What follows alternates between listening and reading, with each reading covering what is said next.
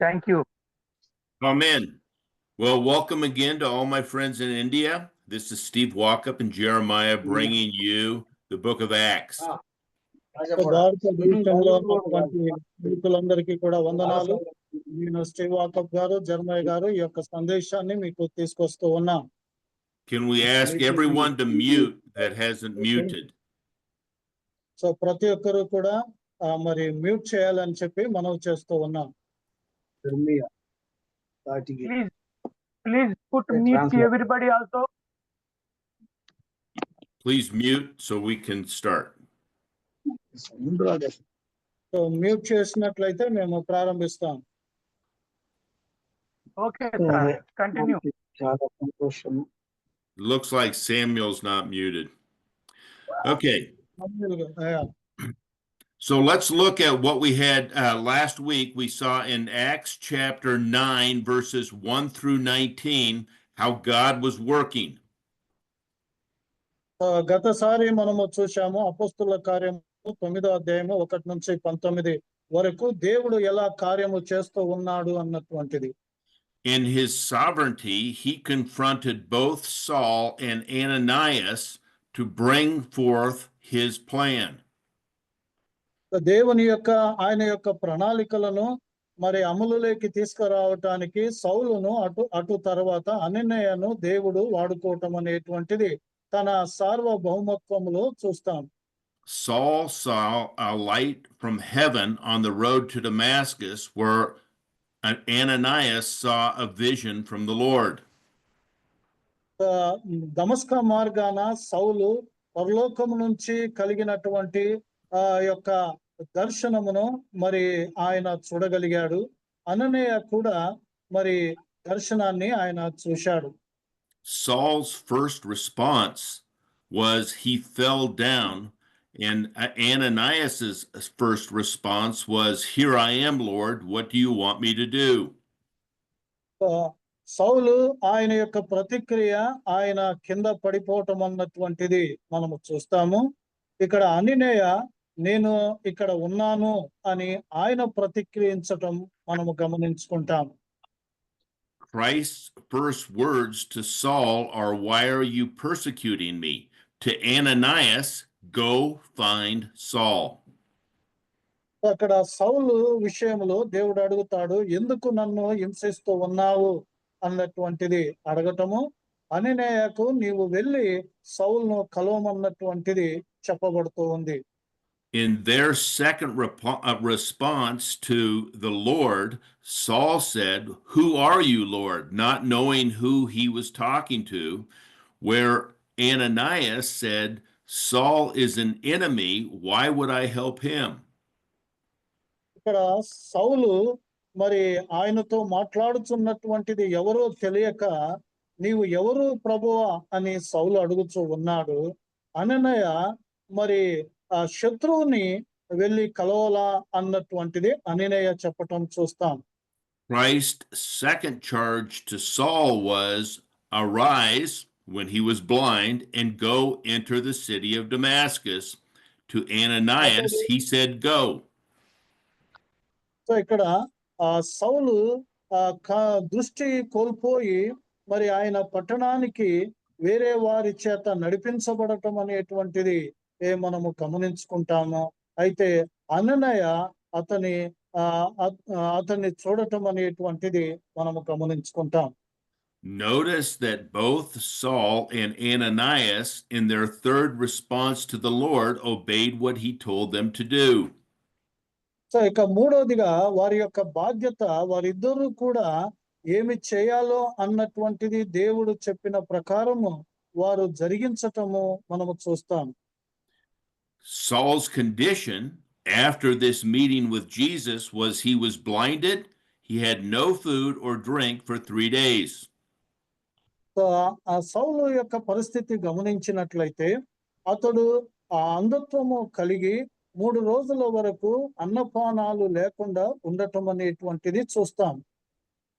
Ananias is charged through the power of the Holy Spirit to give Saul his eyesight back, to baptize him, and to feed him. అక్కడ సౌలు పరిశుద్ధాత్మ యొక్క ఆదేశము చేత అతనికి దృష్టి అననీయ సౌలుకు దృష్టి కలిగించటం అన్నటువంటిది, అటు తర్వాత నీటి బాప్తిసము ఇవ్వటం అనేటువంటిది జరుగుతూ ఉన్నటువంటిది. Now, we're going to see today a comparison between Ananias and the Jerusalem disciples. ఈ రోజు మనము అననీయ యెరూషలేము యొక్క శిష్యులతో పోలికలు మనము చూసుకోబోతూ ఉన్నాం. Both Ananias and the Jerusalem disciples feared Saul because of what Saul had done, stoning Stephen and persecuting Christians. So క్రైస్తవులను హింసించటంలో, స్టెఫన్ను రాళ్లతో కొట్టి చంపటంలో, తర్వాత సౌలు యొక్క విషయంలో మరి వినగలిగినటువంటిది యెరూషలేములో ఉన్నటువంటి శిష్యులు లేకపోతే అపోస్తులు వినటం అనేటువంటిది జరిగింది. But both Ananias and the Jerusalem disciples were reassured. అననీయ తర్వాత యెరూషలేములో ఉన్నటువంటి యొక్క శిష్యులు మరలా మరు అంగీకారము గుర్తింపు అనేటువంటిది వాళ్ళు చేయగలిగినారు. Jesus told Ananias in his vision that Saul was now on their side, and Barnabas is going to tell the Jewish disciples that Saul is now a Christian. అక్కడ మనము గమనించుకుంటాం, సౌలు ఇప్పుడు మార్చబన్నాడు, ఆయన క్రైస్తవుడిగా మారాడు అన్నటువంటి యొక్క విషయము మరి తెలియపరచబడుతూ ఉంది. Saul proved this by going to the Damascus disciples and then by going to the Jerusalem disciples. అక్కడ సౌలు దమస్కాలో ఉన్నటువంటి యొక్క శిష్యులతోనూ, అటు తర్వాత యెరూషలేములో ఉన్నటువంటి యొక్క శిష్యులతోనూ తన్ను తాను రుజువుపరుచుకోవటం అన్నటువంటిది జరుగుతూ ఉంది. Saul proved this by going to the synagogues in both Damascus and Jerusalem. ఆయన దమస్కాకు తర్వాత యెరూషలేముకు వెళ్ళటంలో తన్ను తాను ఖాత్రీపరచుకోవటం లేకపోతే రుజువుపరచుకోవటం అన్నటువంటిది జరుగుతుంది. What is Saul preaching? Jesus is Lord. Remember, he was persecuting people who were preaching Jesus is Lord. Now he is preaching it. ఆయన ఏమి ప్రసంగిస్తూ ఉన్నాడు సౌలు అంటే, యేసుక్రీస్తు సిలువ వేయబడినటువంటి యేసుక్రీస్తు ప్రభువున్నటువంటిది ఆయన యొక్క సందేశముగా మనము చూస్తాం. The Jews and Hellenists sought to kill Saul in both Damascus and in Jerusalem. యెరూషలేములోను దమస్కాలోను యూదులు మరి గ్రీకు మాట్లాడగలిగినటువంటి యొక్క యూదులు ఆయనను చంపటానికి ఉద్దేశించటం అనేటువంటిది మనము చూస్తాం. But from both cities, Damascus through a wall in the basket at night, and from Jerusalem to Caesarea, the Holy Spirit would help Saul escape. అయితే అద్భుతకరంగా మరి దమస్కాలో ఒక గోడ నుంచి, అటు తర్వాత యెరూషలేము నుంచి పరిశుద్ధాత్మ యొక్క నడిపింపుతో ఆయన సెసరియాకు తప్పించుకొని వెళ్ళటం అనేటువంటిది జరిగింది. Now, in our last session, we read through Saul's conversion on the road to Damascus. గతసారి మనము చూశాము, దమస్కా మార్గాన ఉన్నటువంటి సౌలు మారు మనస్సు పొందటం అనేటువంటిది చూశాం. Then through Saul's commissioning by the Holy Spirit through Ananias. అననీయ ద్వారా పరిశుద్ధాత్మ దేవుడు ఆయనను ఆదేశించటం అనేటువంటిది మనము చూస్తాం. Today we will look at Saul's co-ministry of preaching that Jesus is the Christ, that is the Messiah, causing church growth. So ఈ రోజు మనము గమనించబోయేటువంటిది యేసుక్రీస్తు సౌలు ప్రత్యేకంగా సహ మినిస్ట్రీ అనేటువంటిది, యేసుక్రీస్తు ఆయన రక్షకుడు లేకపోతే ప్రభువు అన్నటువంటి యొక్క విషయము ప్రకటించటం మనము చూస్తాం. Okay, let's read chapter 9 verses 20 through 31 please of Acts. అపోస్తుల కార్యము 9వ అధ్యాయము 20 నుంచి 31 వరకు మనము చదువుకుందాం. వెంటనే సమాజ మందిరములో యేసే దేవుని కుమారుడని ఆయనను గూర్చి ప్రకటిస్తూ వచ్చెను.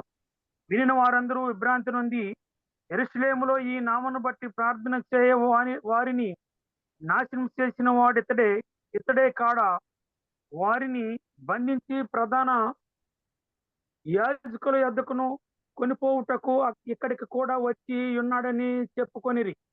అయితే సౌలు మరి ఎక్కువగా బలపడి ఈయనే క్రీస్తు అని రుజువుపరుస్తూ దమస్కులో కాపురమున్న యూదులను కలవరపరిచెను. అనేక దినములు గతించిన పిమ్మట యూదులు అతనిని ఆలోచింపగా వారి ఆలోచన పౌలులకు తెలియవచ్చెను.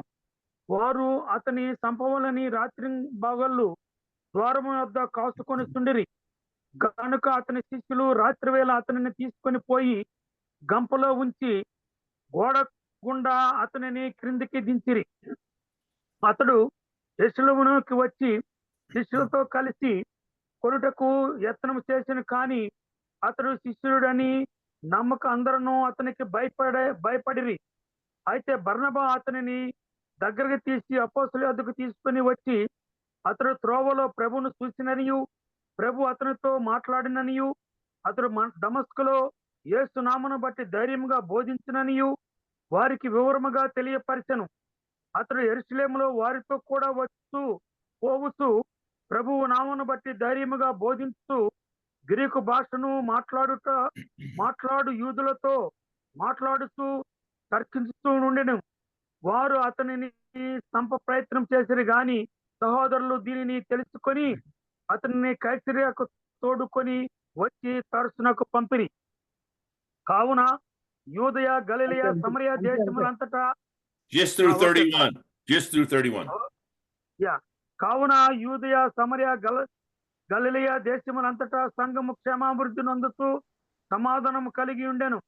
మరియు ప్రభువునందు భయమును పరిశుద్ధాత్మ ఆదరణను కలిగి నడుచుకొనుతూ విస్తరించుచుండెను. ఆమేన్. Saul's preaching Amen, of sir. Christ would bring spiritual strength to him. పౌలు యొక్క ప్రసంగాలు యేసుక్రీస్తును ప్రకటించటంలో ఆత్మీయమైనటువంటి యొక్క బలాన్ని సమకూరుస్తూ ఉన్నటువంటిది. What does that mean? Remember, Saul was blinded. Saul had nothing to eat or drink for 3 days after his conversion. So ముఖ్యంగా సౌలు ఆ అంధత్వము దృష్టి కోల్పోయాడు. 3 రోజుల వరకు అన్నపానాలు లేకుండా ఉండటం అన్నటువంటిది జరుగుతూ ఉంది. Ananias gave him food to eat. We need you to mute Mr. Balaswama.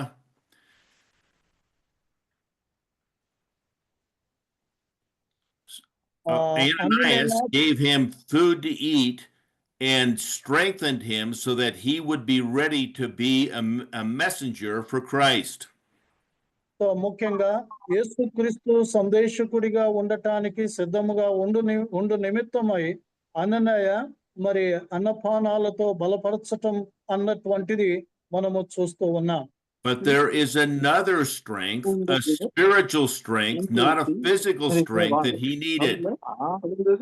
ఇక్కడ ఆత్మీయమైనటువంటి బలము, శరీర సంబంధమైనటువంటి బలముతో పాటు ఆత్మీయమైనటువంటి ఒక బలము అవసరత ఉండటం అనేటువంటిది చూస్తాం.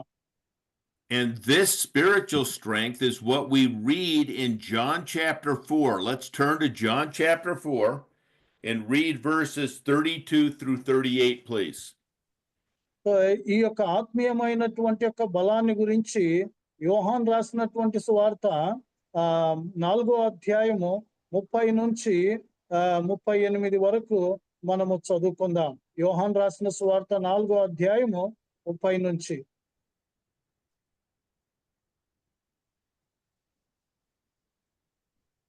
వారు ఊరిలో నుండి బయలుదేరి ఆయన యొద్దకు వచ్చుండిరి. ఆ లోగా శిష్యులు బోధకుడా భోజనం చేయమని ఆయనను వేడుకొనిరి.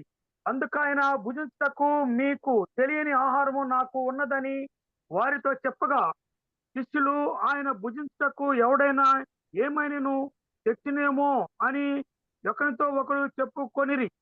యేసు వారిని చూసి నన్ను పంపిన వాని చిత్తం నెరవేర్చుటయు ఆయన పని తుదముచ్చుటయు నాకు ఆహారమై ఉన్నది. ఇంకా 4 నెలలైన తర్వాత కోతకాలం వచ్చునని మీరు చెప్పుదురు కదా. ఇదిగో మీ కనులెత్తి పొలములను చూడుడి, అవి ఇప్పుడే తెల్లబారి కోతకు వచ్చి ఉన్నదని మీతో చెప్పుచున్నాను. విత్తువాడును కోయివాడును కూడా సంతోషించినట్లు కోయివాడు జీతం పుచ్చుకొని నిత్య జీవార్థమైన ఫలము సమకూర్చుకొనుచున్నాడు. విత్తువాడొకడు కోయివాడొకడును మాట ఈ విషయములో సత్యమే. మీరు దీనిని గూర్చి కష్టపడి లేదో దానిని కోయుటకు మిమ్మును పంపితిని, ఇతరులు కష్టపడి మీరు వారి కష్టఫలములో ప్రవేశించుతున్నారని చెప్పాను. ఆమేన్. Now, I want you to notice here that just as we need food to feed our physical bodies, we need to preach Christ's message to grow our spiritual faith. So ఇక్కడ మనము గమనించవలసినటువంటి యొక్క విషయం ఏమిటనగా, శరీర సంబంధమైనటువంటి బలముతో పాటు ఆత్మ సంబంధమైనటువంటి యొక్క బలము మనకు అవసరం ఉన్నటువంటి యొక్క విషయము. యేసుక్రీస్తును ప్రకటించుటలో బట్టి మనము ఆత్మ సంబంధమైనటువంటి యొక్క బలము పొందగలుగుతాం. Without listening and teaching the word of God, we cannot grow spiritually. We will remain immature. ప్రత్యేకంగా మనము నేర్చుకోక మనం బోధించకపోయినట్లయితే మనము స్పిరిచువల్ గా ఆత్మీయంగా ఎదగలేక ఉండటం అనేటువంటిది చూస్తాం. So here Jesus' disciples have gone off for food, and he's telling them that he has food they know nothing about. So ఇక్కడ శిష్యులు శరీర సంబంధమైనటువంటి ఆహారము కొరకు వెళ్ళటం అనేటువంటిది మరి జరిగింది. వారు తిరిగి రావటంలో వాళ్లకు అభ్యంతర కలిగినటువంటి ఒక విషయం. And his food is what they're looking for physical food. The Father has sent him down to give spiritual food, that is to proclaim that he is the Messiah so that people can receive eternal life.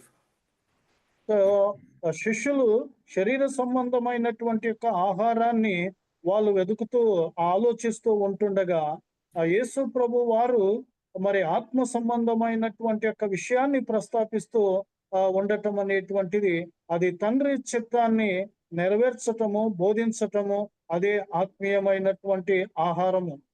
He told them that someone sowed, that is Jesus, was meeting with the woman at the well, the Samaritan woman, and he shared the message of life with her. She believed and went back and shared it with her town.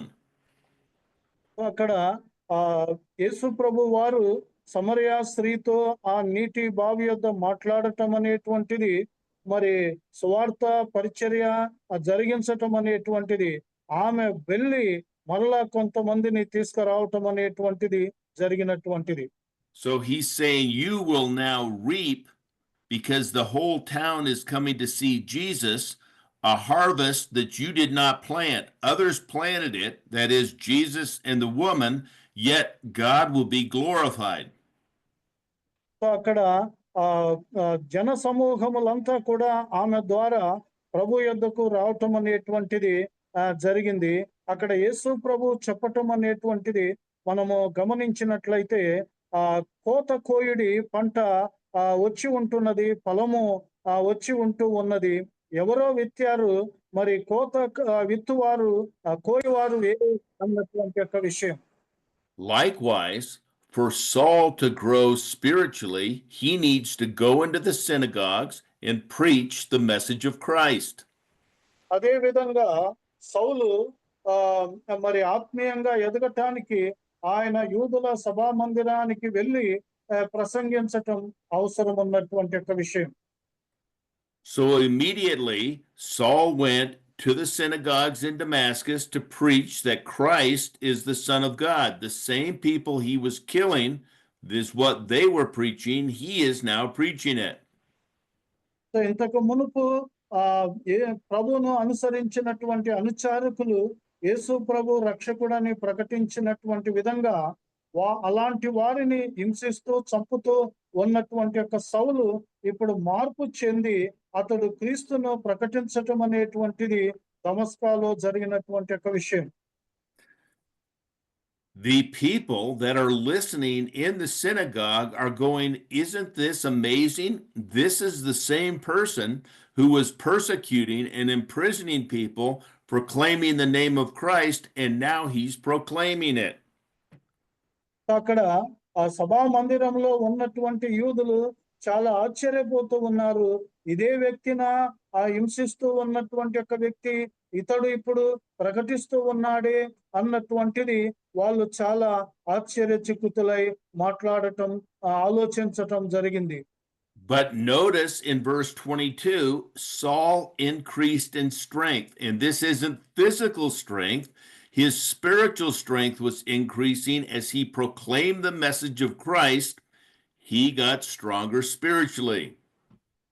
అక్కడ 22వ వచనంలో మనము గమనించినట్లయితే ఆయన శరీర సంబంధమైనటువంటి బలము పొందుకున్న తర్వాత ఆత్మ సంబంధమైనటువంటి యొక్క బలాన్ని పొందుకోవటము ముఖ్యంగా వారికి యేసుక్రీస్తును ప్రకటించటం అనేటువంటిది జరిగినటువంటి యొక్క విషయం. Now, the Jews who were living in Damascus were just as shocked, and they were ready to kill Saul because he had jumped sides. So ఇక్కడ ఆ దమస్కాలో ఉన్నటువంటి యూదులు ఆశ్చర్యచకితులై ఆయనను చంపటానికి ఉద్దేశించినటువంటి యొక్క విషయము మనము చూస్తాం.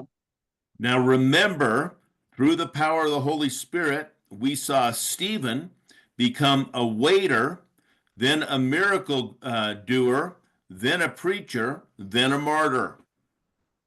సో స్టెఫను యొక్క విషయంలో గమనించినట్లయితే ఆయన మరి పరిచారకుడిగా ఉండటం అనేటువంటిది, అటు తర్వాత అద్భుతాలు చేయగలిగినటువంటి వాడుగా ఉండటము, అటు తర్వాత ప్రసంగికుడిగా ఉండటం అనేటువంటిది, అటు తర్వాత మరి హతసాక్షిగా మారటం అనేటువంటిది చూస్తూ ఉన్నాం.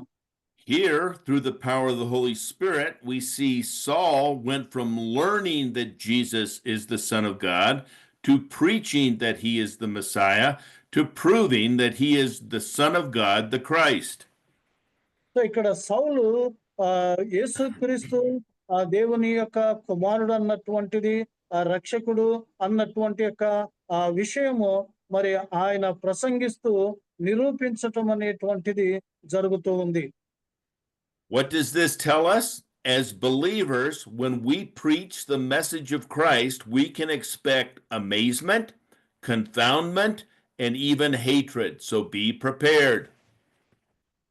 ఇక్కడ క్రీస్తును ప్రకటించగలిగినటువంటి వారి యొక్క విషయంలో మనము సిద్ధపడవలసినటువంటి యొక్క విషయము ఏమిటనగా ముఖ్యంగా ఆశ్చర్యము, మన విషయంలో ఆశ్చర్యము కలగటం అనేటువంటిది, అటు తర్వాత అనుమానాలు మరి వ్యక్తపరచటం అనేటువంటిది, చివరికి చంపబడటానికి కూడా సిద్ధం కావలసినటువంటి యొక్క విషయం.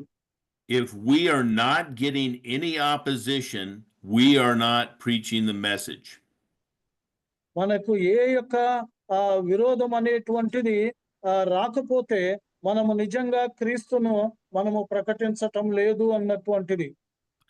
Now, after Saul preached this message for many days, the Jews, as they had done all the way through the book of Acts, they plot to kill him. సౌలు మరి ఆయన ప్రసంగించిన కొలది మరి ఆయనను యూదులు ప్రతి చోట అపోస్తుల కార్యం అంతా కూడా మనము గమనించుకున్నట్లయితే మరి చంపటానికి ఉద్దేశించటం అనేటువంటిది మరి జరుగుతూ వచ్చింది. Notice that we have seen this same behavior from the Jewish leadership all through the books of Luke, Acts. So అపోస్తుల కార్యం అంతా కూడా మనము గమనించినట్లయితే ఆ యూదులు ముఖ్యంగా సౌలును చంపటానికి ఉద్దేశించటం అనేటువంటిది మనము గమనించుకుంటూ వస్తాం. When Jesus teached the message of Christ, that he desired mercy, not sacrifice, that put the religious leaders, what they thought would be out of business. So what do? They kill him. So ఇక్కడ ప్రభు ప్రకటన యొక్క విషయంలో గమనించినట్లయితే మరి వాళ్ళు దయా కనికరము అన్నటువంటిది ముఖ్యంగా కాదు, కానీ ఆ యొక్క విషయంలో చంపటానికి ఉద్దేశించటం అన్నటువంటిది మతపరమైనటువంటి నాయకులు, అధికారులు మరి పూనుకోవటం అన్నటువంటిది జరుగుతూ వచ్చింది. But God raises him from the dead, and he reveals himself to his disciples, who now, Peter and John, in the first part of Acts, proclaim that Jesus is alive. They are eyewitnesses to it, and the message lives on. So, what do the Jewish leaders do? They try to kill him. అక్కడ ప్రభు అయిన యేసుక్రీస్తు యొక్క విషయంలో మరి ఆయనను చంపటం అనేటువంటిది జరిగిన తర్వాత ఆయన సమాధిలో నుంచి లేవటము, పునరుత్థానము చెందటం అనేటువంటిది జరిగి ఉంటూ ఉన్నది. అదే విధంగా పేతురు, యోహాను అన్నటువంటిది అదే క్రీస్తును ప్రకటిస్తూ ఉంటూ ఉండగా ఆ యొక్క విషయంలో యూదుల నాయకులు వారిని చంపటానికి ఉద్దేశించి ఉంటూ ఉన్నారు. Then Jesus is raised up, or then Stephen is raised up, and he proclaims the same message, and they kill him. యేసు ప్రభు లాగానే పేతురు, యోహాను వారు మరి లేపబన్నారు క్రీస్తును ప్రకటించటంలో. అదే విధంగా స్టెఫను కూడా మరి ఆ యొక్క విషయంలో మరి లేవటం అనేటువంటిది చూస్తాము. స్టెఫన్ను వారు చంపారు. Now Saul is proclaiming the message, and they try to kill him. సౌలు కూడా ప్రభు అయిన యేసుక్రీస్తును ప్రకటించటంలో మరి ముందుకు సాగినప్పుడు మతపరమైనటువంటి నాయకులు ఆయనను కూడా చంపటానికి ఉద్దేశించారు. Luke's point here is that the Jewish leaders, or any opposition to God's plan and message, can eliminate people, but it will not eliminate the message. The message will continue to grow, and the area will continue to be greater until Jesus returns and initiates his kingdom. So ముఖ్యంగా యూదులు ప్రత్యేకంగా విరోధము, ఆటంకాలు అన్నటువంటిది మరి ఎదుర్కోగలిగారు. అయితే శిష్యులను లేకుండా చేయగలిగారు, కానీ అయితే ఆయన దేవుని యొక్క సందేశాన్ని లేకుండా చేయలేకపోవటం అనేటువంటిది జరిగినటువంటి యొక్క విషయం. Disciples who are trying to become spiritually mature by preaching the kingdom of God and the message of Christ for any extended period of time will find rejection and extreme hatred. So ప్రత్యేకంగా శిష్యులు దేవుని యొక్క రాజ్యాన్ని గురించి ప్రకటిస్తూ ప్రభువును హెచ్చించటంలో మరి జరిగినటువంటి యొక్క విషయాన్ని మనము చూస్తాము. ఆ సందర్భంలో తిరస్కారం అనేటువంటిది, ద్వేషం అనేటువంటిది మరి ప్రజల నాయకుల నుంచి రావటం అనేటువంటిది చూస్తాం. Jesus knew this when he was talking to his disciples. Let's turn to Luke chapter 6 and read verses 22 and 23, please. యేసు ప్రభు యొక్క సంగతులన్నీ కూడా ఎరిగి ఆయన మాట్లాడినటువంటిది, వాగ్దానము చేయబడినటువంటి యొక్క విషయము లూకా రాసినటువంటి సువార్త 2వ అధ్యాయము 22-23 వచనాలు మనము చదువుకుందాం. లూకా రాసిన సువార్త 6వ అధ్యాయము 22-23. Luke 6:22 and 23.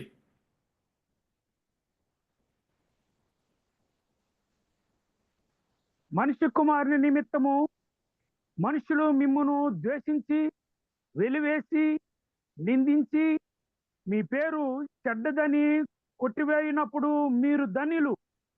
ఆ దినమందు మీరు సంతోషించి గంతులు వేయుడి. ఇదిగో మీ ఫలము పరలోకమందు గొప్పదయుండును. వారి పితరులు ప్రవక్తలను అదే విధంగా చేసిరి. అయ్యో ధనవంతులారా, మీరు కోరిన ఆదరణ మీరు పొంది ఉన్నారు. అయ్యో ఇప్పుడు కడుపు నిండి ఉన్న వారలారా, మీరు ఆకలి కొందురు. Okay, thank you. Just the two verses. Notice here that Jesus is telling his disciples, you are blessed when people revile you, not when they revile you for the ways of the world, but for you proclaiming that Jesus is the Son of Man. యేసుక్రీస్తు దేవుని కుమారుడని చెప్పటంలో ప్రజలు తిరుగుబాటు చేసి విరోధము వ్యతిరేకము చేసినప్పుడు మీరు ధన్యులు అని యేసు ప్రభు చెప్తూ ఉన్నాడు. There is a special and a great reward in heaven for anyone willing to put their life on the line on this earth and proclaim that Jesus is the Christ. యేసుక్రీస్తు రక్షకుడు అని మరి చెప్పబడి ప్రకటిస్తూ ఎవరైనా భూ సంబంధమైనటువంటి ఈ యొక్క జీవితాన్ని కోల్పోయినట్లయితే ఆ పరలోకములో గొప్ప ప్రతిఫలము ఉన్నదని ప్రభు చెప్తూ ఉన్నాడు. We, as Saul did, have a great opportunity in spite of worldly opposition to proclaim this message and be rewarded by the King of Kings and Lord of Lords in his coming eternal kingdom. Don't miss the opportunity. So ఇక్కడ ముఖ్యంగా సౌలు యొక్క విషయంలో ప్రకటించటం అనేటువంటిది మనము చూస్తున్నాము. ప్రభువులకు ప్రభు రాజులకు రాజు అయినటువంటి ఆయన విషయములో మరి ప్రకటించటం అన్నటువంటిది జరిగినప్పుడు విరోధం వచ్చినప్పుడు ముఖ్యంగా మనకు గొప్ప ప్రతిఫలం ఉంటూ ఉన్నటువంటి యొక్క విషయము మరి మనము గమనించుకుంటాం. So the Jews who did despise Saul's turning away from Jewish customs and laws to the message of Christ waited at the gate to kill and catch Saul. So అక్కడ ఆ సౌలు యూదా మత సంబంధమైనటువంటి ఆచారాలు సంప్రదాయాలను వదిలేసి మరి దానికి విరుద్ధంగా మరి యేసు ప్రభువును ప్రకటించటంలో ఉద్దేశించినప్పుడు మరి ఆయనను చంపటానికి ఉద్దేశించారు. But through the power of the Holy Spirit, Saul escaped Damascus with several disciples' help, being lowered down a wall in a basket. So అక్కడ పరిశుద్ధాత్మ యొక్క శక్తి చేత సౌలు దమస్కా పట్టణంలో అనేకుల యొక్క శిష్యుల యొక్క సహాయముతో మరి ఆ గోడ నుంచి ఒక గంపలో కూర్చొని మరి తప్పించబడటం అనేటువంటిది జరిగినటువంటి యొక్క విషయం. Saul, who was the man hunting Christians down, has now become the Christian that is being hunted. ఒకప్పుడు సౌలు క్రైస్తవులను వెతుకుతూ వెంటాడుతూ ఉన్నటువంటి అతడు ఇప్పుడు క్రైస్తవుడిగా మారినటువంటి యొక్క విషయం చూస్తాం. Now Saul goes to Jerusalem and emboldened the Hellenists to try to kill him also. అక్కడ ధైర్యముగా ఇప్పుడు సౌలు యెరూషలేమునకు వెళ్ళటం అనేటువంటిది జరుగుతూ ఉంది. అక్కడ కూడా ఆయనను చంపటానికి ఉద్దేశించటం అనేటువంటిది జరిగింది. So, word of Saul's resurrected life has reached Jerusalem, and the disciples who were in the city were unconvinced, as anybody would be after they had seen Stephen stoned, and everyone in Jerusalem that was a believer was afraid of him. So ముఖ్యంగా Stephen యొక్క మరణము చేత మరి విశ్వాసులందరూ కూడా వేరే ప్రాంతాలకు చెదిరిపోయి ఉంటూ ఉన్నారు. కేవలము అపోస్తులు మాత్రమే పట్టణంలో నిలిచి ఉంటూ ఉన్నారు. సౌలు యొక్క మారు మనస్సును గురించి వాళ్లకు నమ్మకము లేక అనుమానాలతో మరి వ్యక్తపరచటం అనేటువంటిది జరిగినటువంటి యొక్క విషయం. Barnabas testified to Saul's conversion and that he preached the name of Jesus throughout Damascus. అక్కడ బర్నబాసు ఈ యొక్క విషయంలో తెలియపరుస్తూ ఉన్నటువంటిది దమస్కా అంతా యేసుక్రీస్తును గురించి మరి ఆయన ప్రకటించాడు ధైర్యముగా అని చెప్పి పరిచయము చేయటం అనేటువంటిది చూస్తూ ఉన్నాం. Now, like Ananias, Barnabas was a man of character and people trusted what he said, and so they believed what Barnabas said. So అక్కడ అననీయ బర్నబా వీళ్ళు మరి యేసు ప్రభు పౌలు యొక్క విషయంలో సాక్ష్యం ఇవ్వటం అనేటువంటిది ముఖ్యంగా మనము చూస్తూ ఉన్నాం. We see then that Saul goes to Jerusalem and he befriends the Jerusalem disciples. అక్కడ యెరూషలేమునకు సౌలు వెళ్ళటం అనేటువంటిది యెరూషలేములో ఉన్నటువంటి ఈ యొక్క శిష్యులను మరి ఆయన మాట్లాడటం అన్నటువంటి యొక్క విషయము మరి మనము చూస్తూ ఉన్నాం. Notice that Saul goes and he disputes with the Hellenists. This is the same group that disputed with Stephen, teaching that Jesus is the Christ and he was wrong. So యేసుక్రీస్తు ఆయన ప్రభు అయి ఉన్నాడు అన్నటువంటి యొక్క విషయములో మరి గ్రీకు మాట్లాడగలిగినటువంటి యూదులకు అటు తర్వాత యూదుల్లో మరి గలిబిలి లేకపోతే తొందర అన్నటువంటిది కలిగాది. స్టెఫను యొక్క విషయంలో కూడా కలిగినటువంటి విధంగానే అక్కడ కూడా అల్లజడ లేకపోతే రెండు గుంపులు మరి కావటం అనేటువంటిది చూస్తూ ఉన్నాం. Now remember, in the story of Stephen, when they can't debate him, when they can't debate the Holy Spirit, they go to killing instead of debating. So వాళ్ళు ముఖ్యంగా స్టెఫన్ యొక్క విషయంలో మరి అంగీకరించటానికి బదులుగా ఆ యొక్క సందేశాన్ని వ్యతిరేకించి చంపటానికి ఉద్దేశించి చంపటం అన్నటువంటిది జరిగినటువంటి యొక్క విషయం. Saul took Stephen's place as men can be eliminated, but God's word remains. Saul Stephen యొక్క స్థానాన్ని నింపటం అనేటువంటిది మనము చూస్తూ ఉన్నాము. ప్రజలను మనుషులను లేకుండా చేయవచ్చు, అయితే దేవుని యొక్క వాక్యం మాత్రము మరి నిరంతరము నిలవబోతూ ఉంది. Once they heard that these Hellenists were trying to kill Saul, they took him out of Jerusalem to Caesarea, then sent him to Tarsus. So ఇక్కడ ఈ గ్రీకు మాట్లాడగలిగినటువంటి యూదులు ఆయనను చంపటానికి మరి ఉద్దేశించినప్పుడు ముఖ్యంగా సిసిరియాకు మరి సౌలు తీసుకొని వెళ్ళటము, అక్కడ నుంచి తార్సాకు వెళ్ళటం అనేటువంటిది జరిగినటువంటి యొక్క విషయం. Notice in verse 31 the result of Saul leaving Israel. So అక్కడ 31వ వచనము దాని ఫలితము యూదా ప్రాంతం లేకపోతే ఇశ్రాయేలు ప్రాంతము వదలటం అనేటువంటి యొక్క విషయము మనము గమనిస్తూ ఉన్నాం. The churches in Judea and Galilee and Samaria were at peace and they were built up. So అక్కడ యూదాయ, సమరియా, గలిలయ ప్రాంతమంతటిలో ముఖ్యంగా సంఘాలు మేల్కొనటం అన్నటువంటి యొక్క విషయము జరుగుతూ ఉంది. And two things caused them to multiply. అక్కడ రెండు సంగతులు మరి అడగటం అనేటువంటిది జరుగుతుంది. బహుకరించటం అనేటువంటిది మరి మనము చూస్తూ ఉన్నాం.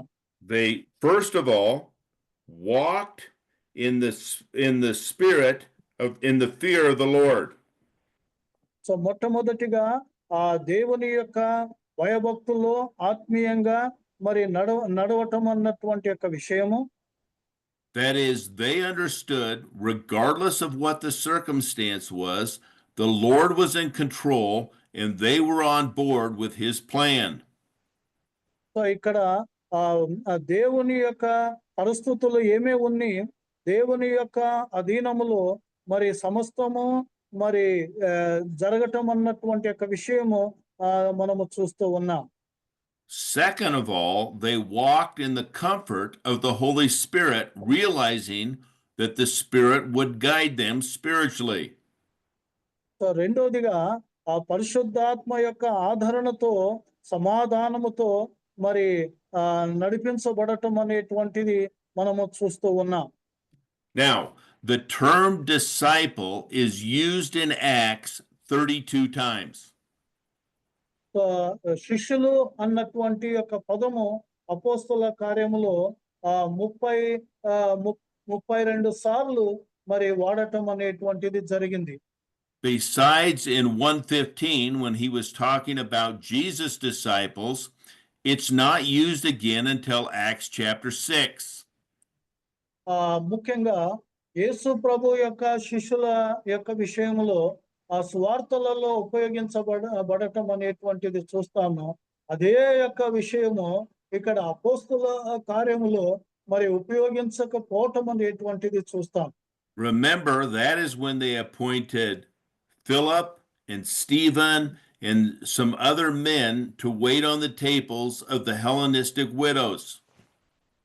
సో అక్కడ ఆ గ్రీకు మాట్లాడగలిగినటువంటి యొక్క విధవరాలు ఆ సనుక్కున్నప్పుడు మరి స్టెఫను ఇతరులను మరి ఎన్నిక చేయటము, వాళ్ళను శిష్యులుగా మరి కలవటము, ప్రస్తాపించటం అనేటువంటిది జరిగింది. In chapter 9, Saul went from killing disciples, not just believers. Saul was looking for disciples. What's the difference?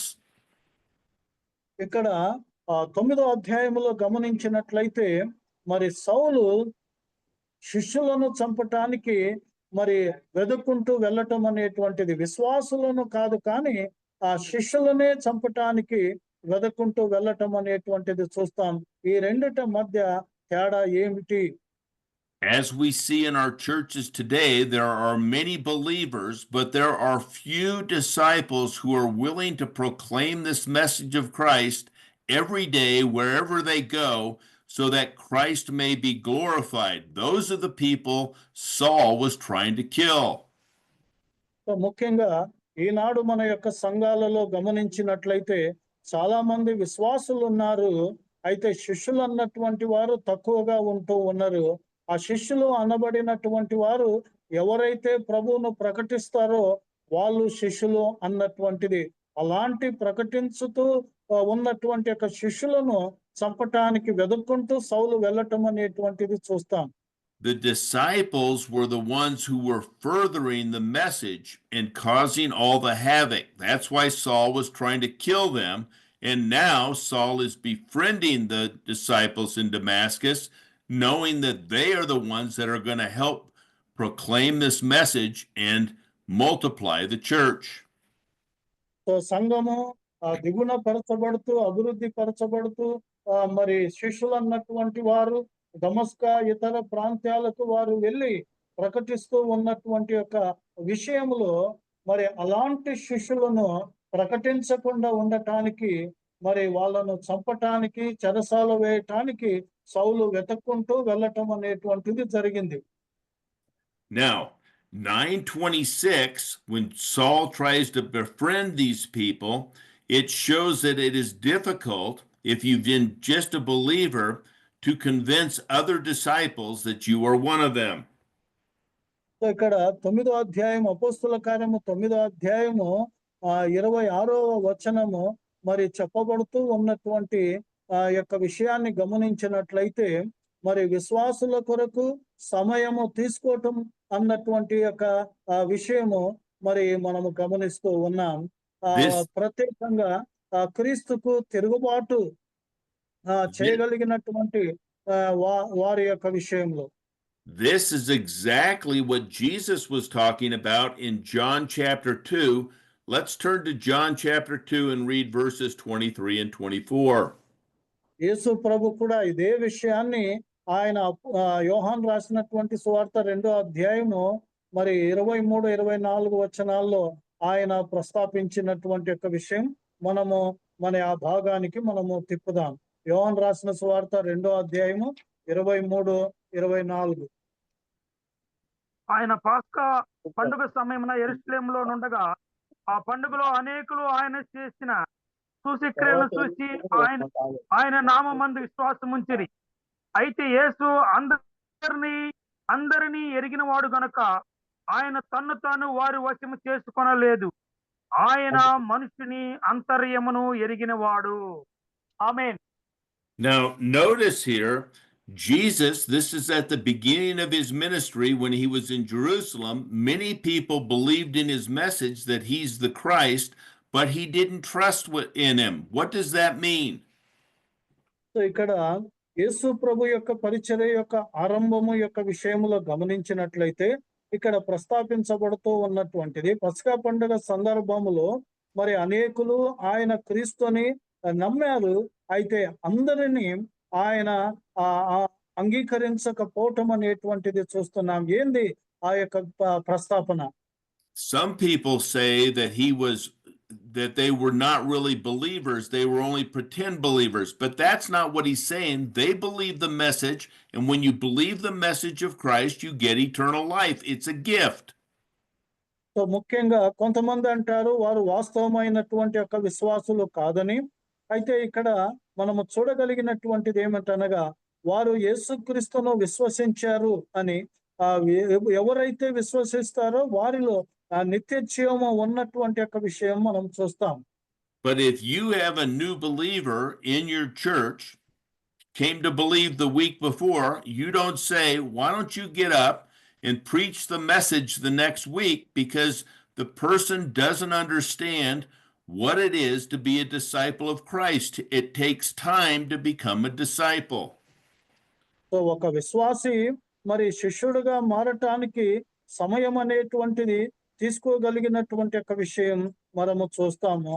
ఒక వారములో మరి విశ్వసించినటువంటి వాడు మరి ఒక వారంలో వచ్చి ప్రసంగించమంటే అది జరగనటువంటి యొక్క విషయంగా చూస్తాం. We should be holding our disciples in our churches to a much higher standard than the believers, because those are the ones who are proclaiming the message and really moving the gospel forward. ముఖ్యంగా మన యొక్క సంఘాలలో విశ్వాసులతో పాటు మరి శిష్యుల సంఖ్య అనేటువంటిది అధికం కావాలి, మరి నింపబడాలి మన యొక్క సంఘాలు. ఎందుకనగా వారి చేతనే శిష్యుల చేతనే దేవుని యొక్క వాక్యం అనేటువంటిది విస్తరింపబడటానికి సహాయపడుతూ ఉన్నటువంటి యొక్క విషయం. Now 9:27 shows that there's another trusted disciple, Barnabas in this case, who can help expedite the process with a testimony.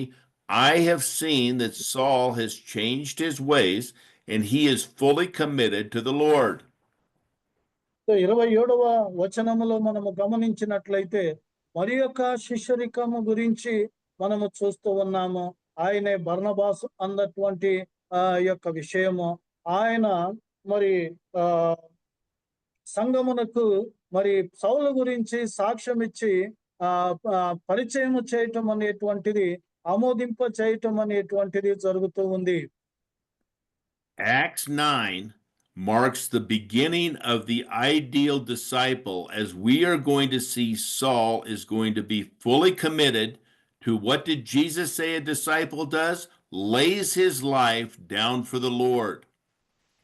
So ఇక్కడ అపోస్తల కార్యము 9వ అధ్యాయములో మనము గుర్తించగలిగినటువంటి యొక్క విషయము మరి అదే ఐడల్ శిష్యులు అనేటువంటి శిష్యరికం అనేటువంటిది మనము చూస్తున్నాము.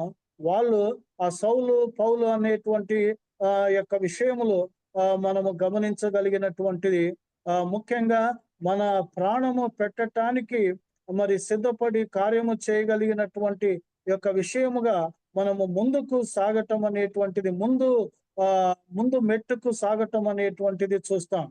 Saul is fully committed to laying his life down so that the gospel, which he saw with Jesus on the road to Damascus, might be proclaimed. So సౌలు నిజంగా తన్ను తాను మరి సంపూర్ణంగా సమర్పించుకోవటం బట్టి మనము గమనించినట్లయితే దమస్కా ప్రాంత్యములో మరి సువార్త విస్తరింపబడటం అనేటువంటిది మనము చూడగలుగుతున్నాం. Saul's experience with the Lord, seeing and hearing him, indicates a disciple has a personal experience with the Lord. సౌలు యొక్క అనుభవాన్ని మనము గమనించినట్లయితే ప్రభువు యొక్క విషయములో చూడగలుగుతున్నాడు, మరి వినగలుగుతూ ఉండటం అనేటువంటిది. ఈ రెండు సంగతులు శిష్యరికము యొక్క విషయములో గొప్ప అనుభవానికి, వాస్తవానికి నడిపించగలిగినటువంటి యొక్క విషయం.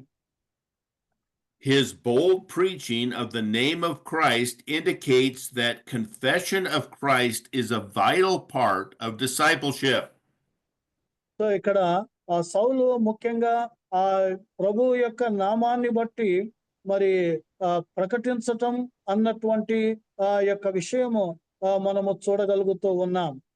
Now, notice in verses 14 and 21, we see that the term call on the name of the Lord is used.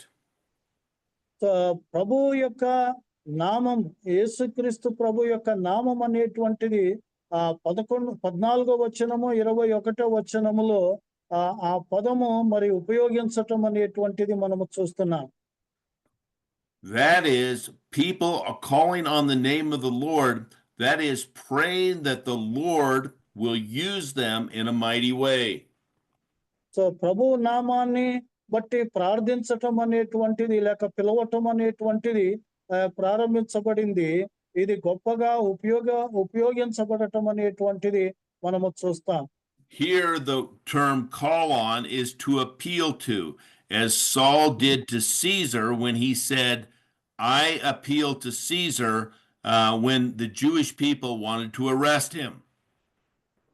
So ఇక్కడ పిలవటము లేకపోతే పిలవటం అనేటువంటి యొక్క విషయము మనవి చేయటం అన్నటువంటి యొక్క అర్థము ఇవ్వగలిగినటువంటిది.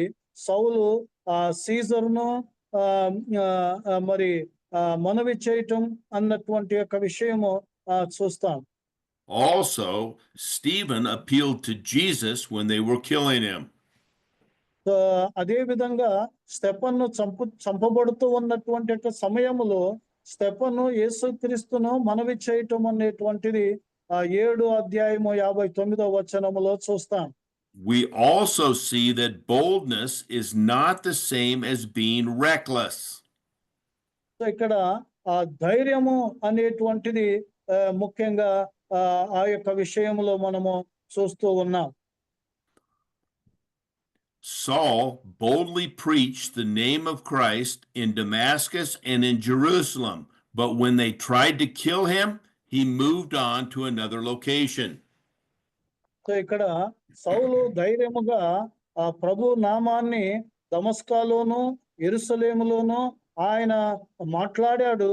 మరి వాళ్ళు ఆయనను చంపటానికి ఉద్దేశించినప్పుడు ఆ ప్రాంతము వదిలి మరి యొక్క ప్రాంతానికి వెళ్ళటం అనేటువంటిది చూస్తూ ఉన్నాం. We also see that Saul was not a lone ranger here, as he received help from Ananias, Barnabas, and other brethren. He didn't do this by himself. So ఇక్కడ సౌలు యొక్క విషయములు మనము గమనించినట్లయితే అననయ, బర్నబాసు మరి ఈ యొక్క విషయంలో కూడా ప్రస్తావించటం అనేటువంటిది మనం చూస్తాం. Barnabas, which means son of comfort or encourager, serves a vital role in connecting Saul with the other disciples. Without Barnabas, this doesn't happen. So ఇక్కడ మనము గమనించినట్లయితే బర్నబాసు అనేటువంటి పదమునకు అర్థము ఆదరణ కుమారుడు లేకపోతే ప్రోత్సాహదాయకుడు అనేటువంటి యొక్క విషయము మనము చూస్తాము. మిగతా శిష్యులకు మరి సౌలును పరిచయము చేయటంలో మరి గొప్ప పాత్రగా మరి వాడబడటం అనేటువంటిది మనము చూస్తూ ఉన్నాం. Not all believers can be the preacher that Saul was, but all can be encouragers and have a life that is committed to the Lord, that other people respect that person and what they do and say. So ముఖ్యంగా అందరూ సౌలు లాగా ప్రసంగికులు కావాలి అన్నటువంటిది కాదు, కానీ కొంతమంది బర్నబాసు లాగా మరి ప్రోత్సాహము చేయగలిగినటువంటి వారుగా మరి ఉండగలిగినటువంటి యొక్క విషయం. అలాంటి పరిచారకులు లేకపోతే అలాంటి పరిచర్య అవసరం ఉన్నటువంటి యొక్క విషయం. So what we have seen in chapter 9 is the Holy Spirit has come and through Jesus shown Saul where he was wrong in his religious system, and what he was in opposition to was Christ's message. So ముఖ్యంగా 9వ అధ్యాయములో మనము గమనించినట్లయితే పరిశుద్ధాత్మ చేత మనము చూడగలుగుతూ ఉన్నాము. సౌలు యొక్క విషయంలో తన మతపరమైనటువంటి యొక్క విషయాలకు వ్యతిరేకంగా మరి ఆయన ప్రభువును అంగీకరించి ముందుకు సాగటం అనేటువంటిది ఆ మార్పును మనము చూస్తాం. Because of his opposition, his conversion was violent. He was blinded. He was starved for days. and he was led by other people to Damascus to be humiliated in what he had done going against Christ. So ముఖ్యంగా ఆయన ప్రభువును దమస్కా మార్గాన చూశాడు. ఆయన ఈ యొక్క విషయంలో మారు మనసు అనేటువంటిది ఆయన కలిగాడు. అటు తర్వాత దమస్కాలో వెళ్ళి ధైర్యంగా ప్రకటించటం అనేటువంటిది మరి జరిగినటువంటి సందర్భంలో మరి మతపరమైనటువంటి వాళ్ళు ఆయనను ఈనపరచటము, కించపరచటం అనేటువంటిది అక్కడ జరిగినటువంటి యొక్క విషయం. But Saul would be the perfect candidate to go throughout the Roman Empire to all synagogues, telling them he was wrong in following the Jewish customs and opposing Jesus Christ in his message. After he had seen the truth, he would proclaim the truth until his death. So ఆయన రోమా సామ్రాజ్యం అంతా కూడా యూదా సభా మందిరములకి ఆయన వెళ్ళి, నేను యూదా మత ఆచారాలను బట్టి నేను తప్పుడి దారిని వెదికాను, నేను తప్పిపోయాను అని చెప్పుకుంటూ వాస్తవాన్ని ఎరిగిన తర్వాత, చూసిన తర్వాత మరి సత్యాన్ని ఆయన ప్రకటిస్తూ ఉండటం అనేటువంటిది చూస్తాం. May we be as bold as Saul and as encouraging as Barnabas, so that we can move the message of Christ forward throughout our lands. So ఇక్కడ సౌలును బర్నబాసు ఏ విధంగా ప్రోత్సాహపరిచి ముందుకు నడిపించాడో ఆ విధంగా మనము కూడా అలాంటి వారిని మనము ప్రోత్సాహపరిచి ముందుకు నడిపించినట్లయితే మన సమాజము, మన ప్రాంతం అంతా కూడా స్వార్థతో మరి నింపబడటానికి, ప్రకటింపబడటానికి సాధనము కాగలిగినటువంటి యొక్క విషయం. Let us pray. ప్రార్థించుకుందాం. Amen. Father God, we thank you for the book of Acts and just what we are learning about what it requires to be a disciple of yours. పరలోకమందున్న తండ్రి, అపోస్తుల కార్యానికి బట్టి నీకు వందనాలు. మంచి అద్భుతకరమైన యొక్క పుస్తకం అయి ఉంటున్నది. నీ శిష్యులుగా మరి ఉండి ప్రకటించటానికి మరి బద్దులమైనటువంటి యొక్క విషయంలో వందనాలు ప్రభువా. Because of your grace and mercy, your message of Christ offers eternal life by faith as a gift to anyone who will believe in you for it. ఎవరైతే విశ్వసిస్తారో, విశ్వసించినటువంటి వారికి ఆ నిత్య జీవం అనేటువంటిది లభించగలిగినటువంటి యొక్క విషయము తండ్రి మేము చూస్తూ ఉన్నాం. నీ కృప కనికరమును బట్టి ఈ యొక్క భాగ్యం అనేటువంటిది లభించగలుగుతూ ఉన్నది. And all who believe that you have the authority to give them eternal life by simply believing that you are the Messiah, the one that overcomes death, receives it. So ఎవరైతే నీవు మెస్సయ్యని, మరణాన్ని జయించినటువంటి వారు అని సరళముగా నమ్మినటువంటి వాళ్లకు నిత్య జీవము ఇవ్వగలిగినటువంటి యొక్క అధికారము నీవు కలిగి ఉంటూ ఉన్నావు ప్రభువా. But discipleship is a whole nother level, and you expect those who claim to be disciples of yours that we would be willing to lay our lives down in this temporal world for your glory and your eternal kingdom. ప్రత్యేకంగా శిష్యరికం అనేటువంటిది మరి యొక్క మెట్ట ఉంటున్నది కాబట్టి వారు తమ ప్రాణాన్ని పెట్టడానికైనా సిద్ధము కావాలి అన్నటువంటి యొక్క విషయము ఈ యొక్క లోకములో అలాంటి పరిస్థితుల్లో నీ యొక్క రాజ్య మహిమ కొరకు మరి ముందుకు సాగటానికి సహాయపడమని వేడుకుంటూ ఉన్నాం. This is why you told your disciples they need to count the cost before they claim they're going to follow you.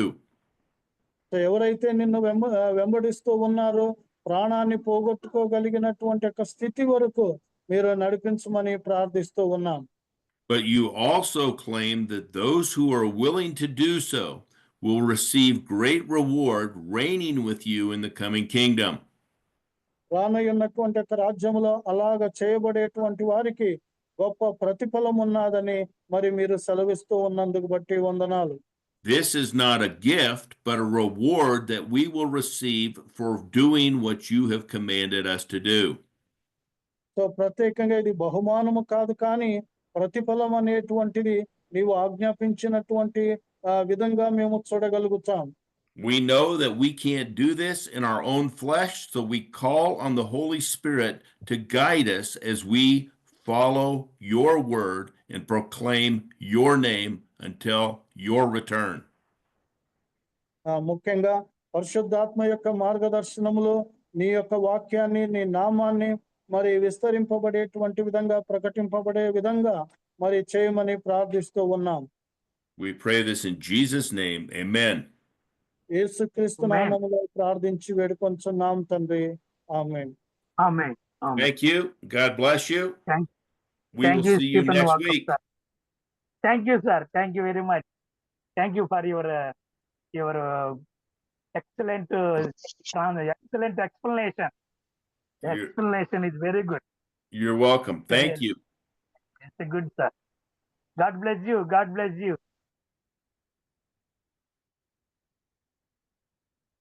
Hello, Jeremiah Garu. Yes, sir. Thank you, sir. Thank you very much for your good translation. Thank you, sir. I'm be happy with you. Samuel Gurjala Garu, thank you very much. Bhaskar Garu, thank you very much, everyone. Ephraim Garu, thank you. My lawyer Garu, Aaron Garu, thank you very much. Yeah, thank you. Kishore, thank you, sir. Kishore Babu Garu, thank you very much. Sampangala, thank you very much. Balaswam Garu, thank you very much, sir. Everyone also joining very nicely. God bless everyone. Yeah, thank you. God bless everyone. Good night, everyone. Thank you very much. We will meet in next Thursday. Thank you, sir. God bless you. God bless you. Amen. Amen. Amen. God bless you. God bless you.